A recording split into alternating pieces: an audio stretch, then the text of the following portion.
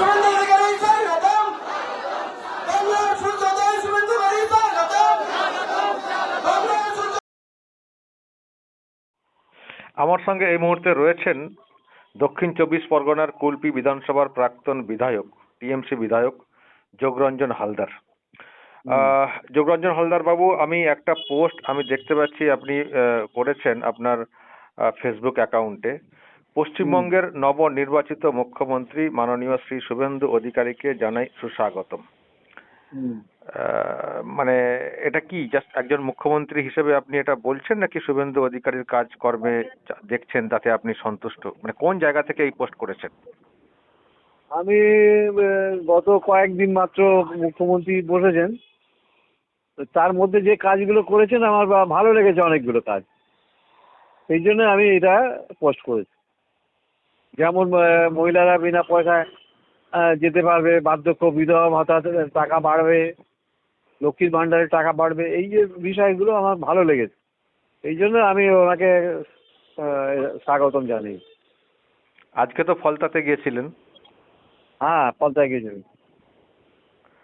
ওকে, আপনি হ্যাঁ বলুন। ডায়মন্ড হারবারে এসেছিলেন, আমি ডায়মন্ড হারবারে থাকি আজ, আচ্ছা এই জন্য ওনাকে জানিয়েছিলাম আর কি। আচ্ছা, আপনি ডায়মন্ড হারবারে থাকেন এবং উনি আজকে গিয়েছিলেন, সেজন্য আপনি এই পোস্ট করেছেন। হ্যাঁ হ্যাঁ। আপনি আপনি কি সাক্ষাৎ করার চেষ্টা করেছেন? না, চেষ্টা করিনি এখনো। করবেন? সাক্ষাতের ইচ্ছা আছে ওনার সঙ্গে? সাক্ষাতের ইচ্ছা আছে তো। আচ্ছা, একটা কথা, আপনি বলছেন যে এই এই ব্যাপারের জন্য আপনি সন্তুষ্ট, কিন্তু আপনাদের যে দল টিএমসি, তারা তো বলে আসছিল যে সব জুমলা, যা বলছে কখনোই এটা করবে না। তারা তো টিএমসি তো উল্টো কথা বলে। এখনো তো শুভেন্দু অধিকারীকে যোগ্য একজন মুখ্যমন্ত্রী হিসেবে মানতে নারাজ। তো সেখানে আপনি এই ধরনের পোস্ট করছেন? আমি বলতে পারবো না, আমি সেটা বলতে পারবো না। আমার ভালো লেগেছে, আমি পোস্ট করেছি। কে কি বলছে আমি জানি না। আপনার কি প্রত্যাশা, যা দেখছেন 7 দিনে, মানে কেমন চালাবেন শুভেন্দু অধিকারী? আমার তো মনে হয় ভালো চালাবেন, আগের থেকে ভালো? আগের থেকে ভালো। আগের কি কি সমস্যা আপনি এখন দাঁড়িয়ে ফিল করেন বলুন তো? সত্যি কি প্রকৃত উন্নয়নটা হয়েছে 15 বছরে? আমি এইসব বিতর্কিত কথা উত্তর দেবো না এখন, তবে অনেক অনেক ঘাটতি আছে, এইটুকু বলতে পারি। আপনি কি এখনো দল এখন করছেন কেন্দ্রীয় নাকি? সরকার, না আমি এখন দল করছি না। আপনি দল কবে আমি ছাড়লেন? এখন তৃণমূল দলে নেই। আচ্ছা, মানে কবে থেকে নেই? এই বিধানসভা নির্বাচন থেকে। কেন সরে এলেন কেন? সরে এলাম কেন মানে এদের আচার ব্যবহার আমার ভালো লাগেনি, এবং আমি তো 34,000 ভোটে জিতেছিলাম গতবারে 21-এ। হ্যাঁ। এবারে আমাকে টিকিট দেওয়া হয়নি। একজন একজন মহিলা যে রাজনীতি করেনি তাকে করে টিকিট দিয়ে দিয়েছে। সেটা একটা ক্ষোভের একটা বিশেষ কারণ। আমি মুখ্যমন্ত্রীর কাছে গেছিলাম, আমার সঙ্গে যে যারা ব্যবহার করেছে আমারও ক্ষোভের কারণ, এবং অভিষেক বন্দ্যোপাধ্যায়ের যা এই চিন্তাভাবনা 74 জন এমএলএকে বাদ দেওয়া, এগুলো আমি সমর্থন করতে পারছি না। এই জন্য এবং এবং আমার মনে হয়েছে যে দল সঠিক পথে চলছে না। আমি এই দলের সঙ্গে নির্বাচন থেকে আমি আর নেই, আমি বাড়িতেই আছি, বসে আছি। তো আপনি এখন তাহলে কি করছেন? দল থেকে সরে এসে আপনি কি রাজনীতি করবেন কিছু নাকি? করিনি, এখন আমি কিছু করিনি। রাজনীতি করার ইচ্ছা আছে, যদি আমাকে জায়গা দেয় অভিষেক বাবু, আমাদের শুভেন্দু বাবু, তো তাহলে আমি করতে পারি আর কি। আমার রাজনীতি করা হচ্ছে নেশা, তো যদি এরা জায়গা দেয় তাহলে আমরা করতে পারি। মানে বিজেপিতে সুযোগ পেলে আপনি ঢুকতে চাইছেন, তাই তো? কাজ করতে হ্যাঁ চাইছেন? হ্যাঁ, কাজ করতে চাইছি যদি সুযোগ দেয়। মানে এরকম কোনো যোগাযোগ হয়েছে ইতিমধ্যে? যোগাযোগ লোকাল লোকাল লেভেলে একটু আধটু হয়েছে, খুব বেশি হয়নি। শুভেন্দুবাবু তো আমার সঙ্গে এমএলএ ছিলেন গতবারে, হ্যাঁ। তো আমাকে চেনেন নিশ্চয়ই। মানে আপনি হ্যাঁ আপনি বলতে চাইছেন যে শুভেন্দু বাবুর সঙ্গে কাজ করা যায়, বা এই দলটা করা হ্যাঁ যায়, বিজেপি দলটা করা যায়? হ্যাঁ, ওনার সঙ্গে কাজ করা যায় মনে হচ্ছে এখন। বিজেপি দলটাও করা যায় মনে হচ্ছে আপনার? মনে হচ্ছে এখন। কিন্তু বিজেপির বিরুদ্ধেই তো অনেক কথা বলেন আপনাদের দলের লোকেরা। আমাদের দলের লোকেরা বলে, কিন্তু আমার তো অন্য মত হচ্ছে আর কি। দলের সঙ্গে তো আমার অন্য মত হয়ে যাচ্ছে, আমি একমত নই দলের সঙ্গে। আমি তো দলে নেই, তো তৃণমূল দলে আর নেই। মানে আপনাকে সুযোগ দিলে আপনি বিজেপিতে জয়েন করতে চান, এটা আপনার ইচ্ছে। হ্যাঁ হ্যাঁ, এইটা আমার ইচ্ছা। এবং শুভেন্দু অধিকারী যেভাবে কাজটা শুরু করেছেন, আপনি বলছেন যে রাজ্যের উন্নয়নের যে বিষয়টা উনি করতে পারবেন মুখ্যমন্ত্রী হ্যাঁ, হিসেবে, আশা করছি যে উনি করতে পারবেন। মানে যোগ্য মুখ্যমন্ত্রী। যোগ্য, অনেকটাই যোগ্য বলে মনে হচ্ছে এখনো পর্যন্ত। অল্প কয়েকদিন হয়েছে তো। আজকে দেখেছেন তো, আজকে ডায়মন্ড হারবারে উনি যাওয়ার পর মানে যাওয়াতে লোকজন কিভাবে উপচে পড়েছেন। হ্যাঁ, আমি তো দেখেছি। ডায়মন্ড প্রচুর হারবার, লোকজন। ভাইপো মডেল, ভাইপোর জায়গা, সেই জায়গাতে হ্যাঁ, কিরকম লোক আজকে হয়েছে দেখেছেন তো। প্রচুর লোক হয়েছে, প্রচুর লোক হয়েছে। এগুলো কি জোর করে বাইরে থেকে আনা লোক, না স্বতঃস্ফূর্ত, কি মনে হলো আপনার? আমার তো মনে হলো যে স্বতঃস্ফূর্ত লোক এসছে। একেবারেই। হ্যাঁ, কারণ ভাইপোর প্রোগ্রামে দেখতাম প্রিন্টেড কপি সব এবি প্লাকার্ড ইত্যাদি সব সাজানো, দেখলেই বোঝা যেত ওগুলো কর্পোরেট সব তো আকারে। ভাইপোর সাজানো গোজানো ব্যাপার সব। লোক নিয়ে আসা বাইরে থেকে, এইসব ব্যাপার সব। কিন্তু আজকে যারা ভাইপোর দেখলেন, ব্যাপারগুলো অন্যরকম। আজকে পুরো স্বতঃস্ফূর্ত।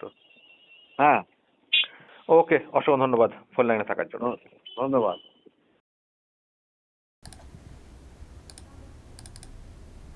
এখন সবাই শুভেন্দু অধিকারীর প্রশংসা করছেন, বিশেষ করে যারা টিএমসি থেকে সরে আসছেন তারা তো আরও বেশি করে করছেন, আর ইচ্ছে বিজেপিতে জয়েন করার, বিজেপি দলটা করার। তো দর্শক, যার বক্তব্য শুনলেন ইনি প্রাক্তন এমএলএ যোগরঞ্জন হালদার কুলপির। উনি আজকে এই পোস্ট করেন। উনি ডায়মন্ড হারবার এলাকাতেই আছেন, তো যেহেতু নতুন মুখ্যমন্ত্রী ওদিকে যাচ্ছেন এটা খবর পেয়েই উনি এই পোস্ট করেন। শুভেন্দু অধিকারী মুখ্যমন্ত্রী, তার কাজেরও প্রশংসা করেন। এই কদিন হয়েছে তাতে তার মনে হয়েছে খুব ভালো কাজ করছেন, করতে পারবেন, যোগ্য মুখ্যমন্ত্রী। আর উনি দল থেকে সরে এসছেন, কিন্তু ইচ্ছে বিজেপিতে জয়েন করা, যদি সুযোগটা দেওয়া হয়।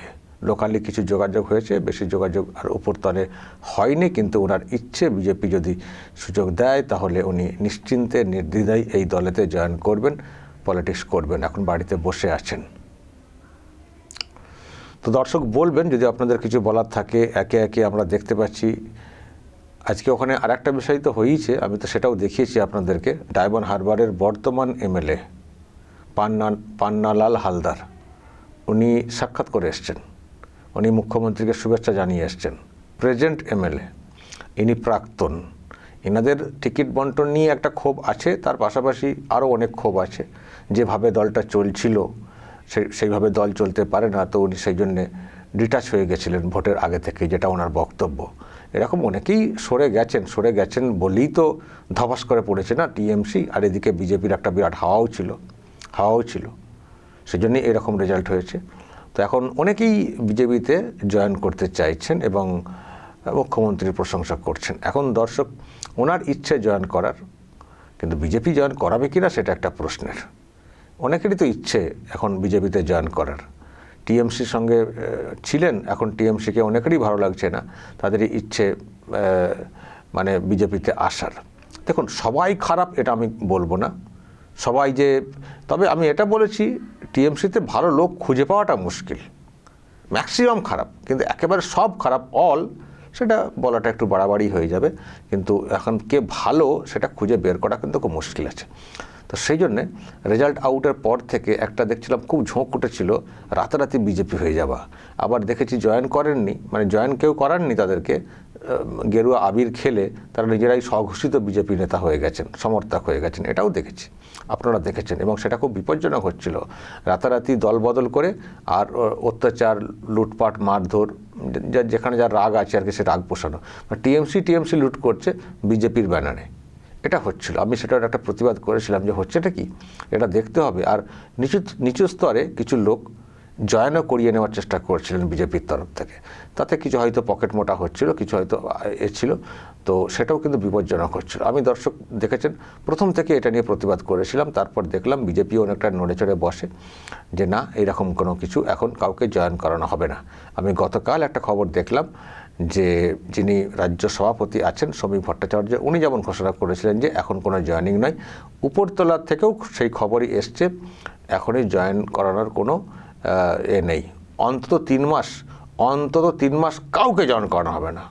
তারপর যদি কেউ জয়েন করানোর মতো উপযুক্ত হয়ে থাকেন বা দল যদি অন্য কোনো কৌশল অবলম্বন করে, দলের তো অনেক পলিটিক্যাল কৌশল থাকে, যেমন মানুষের সমর্থন একটা মানে টোটাল সমর্থন নিয়ে একটা চলা, তেমনি অপর পক্ষকে দুর্বল করতে গেলে তাদেরকে মানে ভেঙে দিয়ে আরও মানে প্রতিপক্ষকে মানে টুকরো টুকরো করে দিয়ে যেটা হয় আর কি, আরও দুর্বল, সেটাও একটা কৌশল থাকে যে কোনো পলিটিক্যাল পার্টির।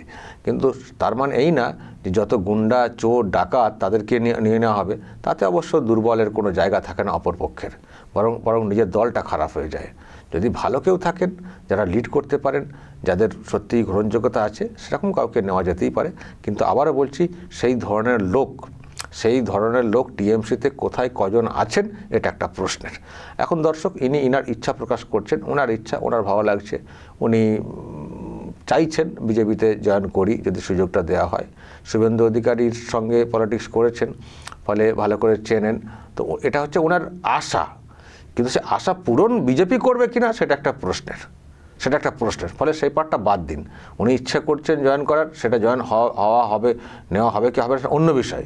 কিন্তু একটা বিষয়, শুধু জয়েন করার জন্যই উনি এই প্রশংসা করছেন বা লাইন ঠিক করছেন এটা হয়তো কেউ বলতে পারেন, কিন্তু এটাও দেখছেন আপনারা যে যারা বিজেপি বিরোধী সে যখনই হোক ছিলেন, যারা এমনকি অন্য দলে আছেন এখনও প্রেজেন্ট, তারাও কিন্তু প্রশংসা করছেন শুভেন্দু অধিকারীর।